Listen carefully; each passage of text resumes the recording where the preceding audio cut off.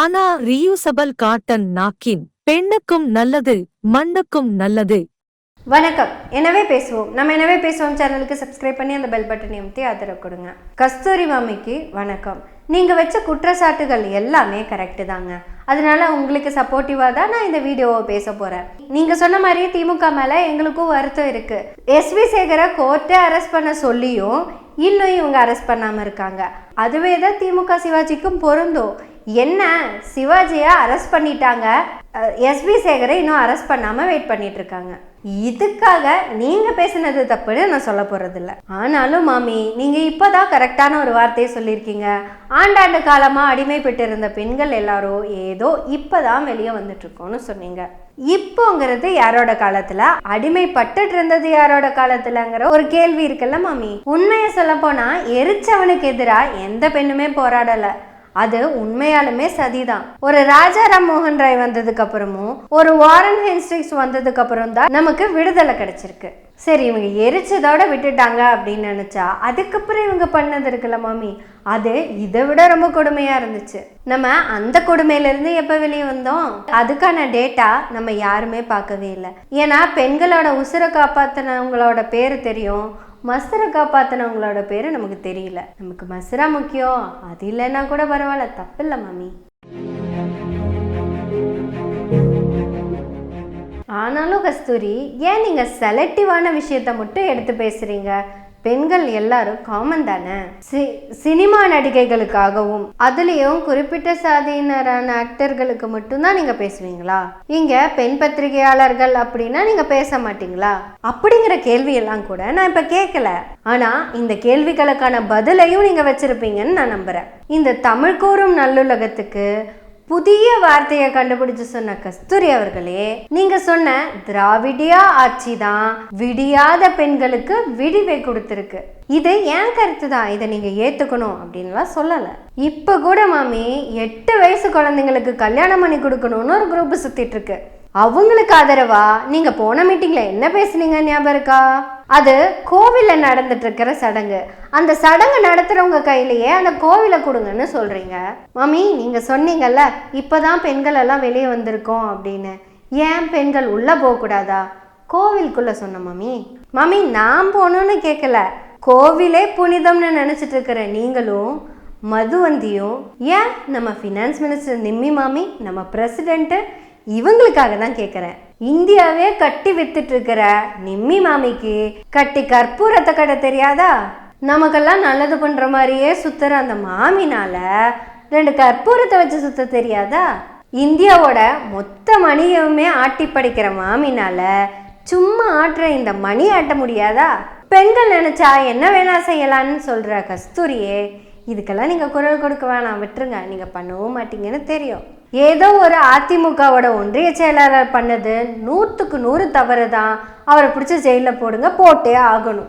அவனை மட்டும் இல்லை, அவன் யாரையெல்லாம் சொன்னானோ அவங்கள எல்லாம் தூக்கி உள்ள போடுங்க, தப்பே கிடையாது. நம்ம த்ரிஷா மாமி பாதிக்கப்பட்டது ஒரு வீடியோ போட்டாங்கல்ல, நானே பாதிக்கப்பட்டேன், நேரடியாக பாதிக்கப்பட்டேன் அப்படின்னு. இதே த்ரிஷா மாமி பொதுவெளியில பெண்கள் யாராவது பாதிக்கும் போது ஒரே ஒரு வார்த்தை அதுக்கு எகெயின்ஸ்டா பேசியிருந்தாங்கன்னு மட்டும் வைங்களேன், அவங்கள எல்லாரும் தூக்கி கொண்டாடி இருப்போம். உதாரணத்துக்கு எஸ்வி சேகர் பத்திரிகை துறை பெண்களை தப்பா பேசுறப்போ, பத்திரிகை துறை பெண்கள் மேக்சிமம் த்ரிஷா கூட ஃப்ரெண்ட்ஸாக தான் இருந்திருப்பாங்க, கான்டாக்டில் இருப்பாங்க. அவங்களுக்காக ஒரே ஒரு வார்த்தை இவங்க குரல் கொடுத்துருக்கலாமே. குரல் கொடுத்தே ஆகணும் அப்படின்னு எல்லாம் சொல்லவே வரல. நான் மட்டும்தான் நைட்டி போட்ட பெண் அப்படின்னு நீங்கள் நினச்சிடக்கூடாதுல்ல, எல்லாருமே பெண்கள் தானேங்க. சரி கஸ்தூரி மாமி, ஏன் ஆண்களுக்கு நடிகைகள் மேல இவ்வளவு மோகம் இருக்கு அப்படின்னு ஒரு கேள்வி வருது இல்ல மாமி?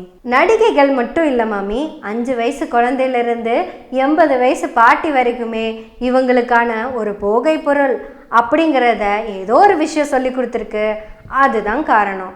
அந்த தத்துவத்தையும் சொன்னது யாருங்கிறது என்னை விட உங்களுக்கு நல்லாவே தெரியும். அந்த தத்துவம் தான் பெண்கள் படிக்கக்கூடாது, பெண்கள் வேலைக்கு போகக்கூடாது, பெண்கள் சுதந்திரமா இருக்கக்கூடாது அப்படின்னு சொன்ன தத்துவம். அது ஏதோ காலத்துல அப்படின்னு எல்லாம் நினைக்கவே வேணாம் மம்மி. சிம்பிளா சொல்லணும்னா 150 வருஷத்துக்கு முன்னாடி. உடனே நீங்க ஏன் இப்ப பண்றது இல்லையா அப்படின்னு கோவப்பட்டு கேட்கணும். உங்க கோபம் கண்டிப்பா வந்தே ஆகணும். வந்தாதான் நீங்க பேசுறது கரெக்டுன்னு அர்த்தம். இப்போவும் நடக்கத்தான் செய்யுது. இது இப்போவும் நடக்கிறதுக்கான உதாரணம் தான் நீங்க சொன்ன அந்த நடிகைக்கான விஷயம். கல்வி அறிவு பெற்று 150 வருஷம் முடிஞ்சாலும் இதே பிரச்சனை தான் நடந்துட்டு இருக்குது. இந்த நடிகைகள் மேல ஆண்களுக்கு ஒரு மிகப்பெரிய மோகம் வர்றதுக்கு காரணமும் சினிமாக்கள் தான் மாமி. அதை முதல்ல தெரிஞ்சுக்கோங்க. ஆண்களை பொறுத்த வரைக்கும் மேடையில் பார்க்குற பெண்களை தனக்கு அருகாமையில் பார்க்கணும் அப்படிங்கிற ஒரு மிகப்பெரிய ஆசை இருக்கும். குறிப்பாக சொல்லணும்னா அரிதாரம் பூசிய பெண்களை டேஷ் நீங்கள் ஃபில் பண்ணிக்கோங்க.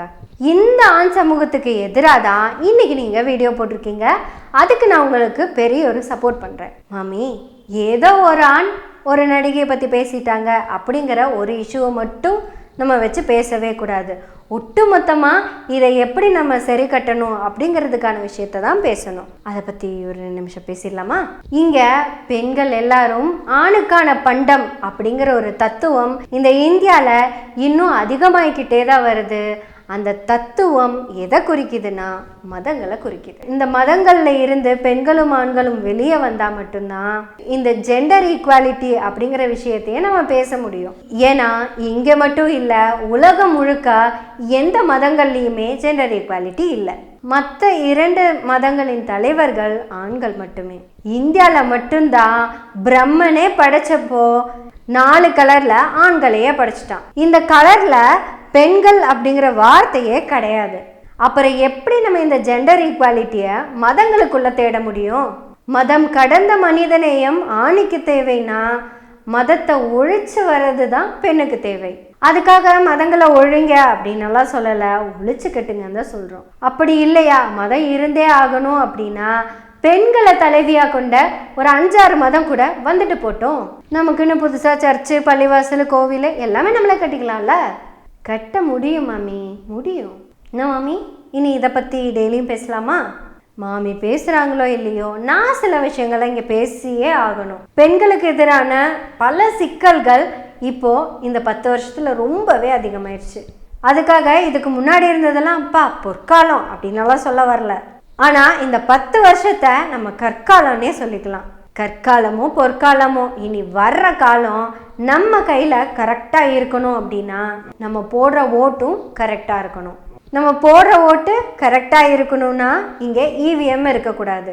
So ban EVM, save democracy, save India. எனவே பேசுவோம் நாள்தோறும் உங்களுடைய ஆதரவுகளை நன்றிகளோடு எதிர்பார்த்து கொண்டிருக்கிறோம். நன்றி, வணக்கம்.